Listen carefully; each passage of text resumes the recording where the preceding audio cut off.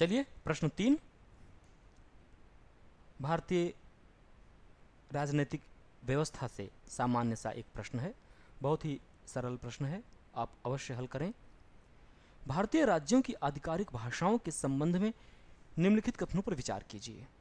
कथन 1 के अनुसार भारतीय संविधान प्रत्येक भारतीय राज्य के लिए अपनी आधिकारिक कार्यों के निष्पादन के लिए आधिकारिक भाषाओं का स्पष्ट रूप से उल्लेख करता है।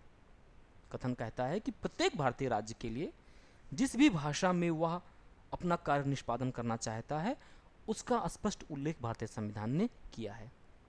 यह कथन गलत है।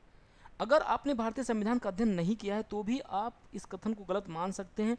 अरे दोस्तों, भारत के अधिकतर राज्यों का जो निर्माण किया गया वो भाषाई आधार पर किया गया है।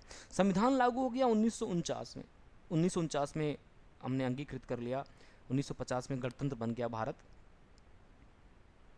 राज्यों का इतिहास भाषाई आधार पर शुरू होता है, पुनर्गठन आयोग 1956 से।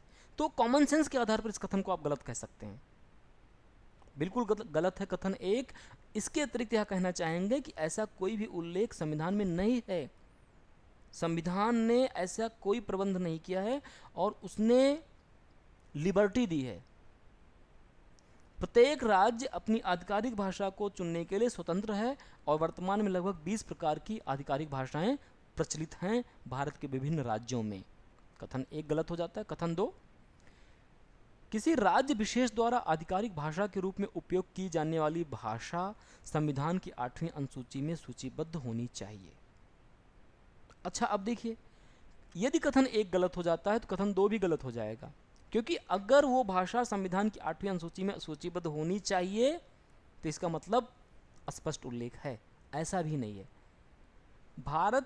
भारतीय संविधान की 8वीं अनुसूची में सूचीबद्ध 22 भाषाओं में से बहुत सी ऐसी भाषाएं हैं, इन 22 भाषाओं के अतिरिक्त भी बहुत सी ऐसी भाषाएं हैं जो कि उस अनुसूची में नहीं हैं किंतु किसी न किसी राज्य की आधिकारिक भाषा हैं। उदाहरण के तौर पे कोक बोरोक भाषा त्रिपुरा में प्रचलित है, अनुसूची में नहीं है।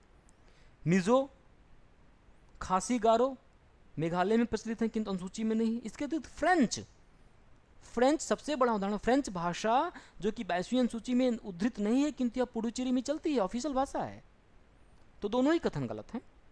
दोनों ही कथन गलत होने की स्थिति में हमारा सही उत्तर है विकल्प डी। प्रश्न संख्या 3 के लिए सही उत्तर है विकल्प डी।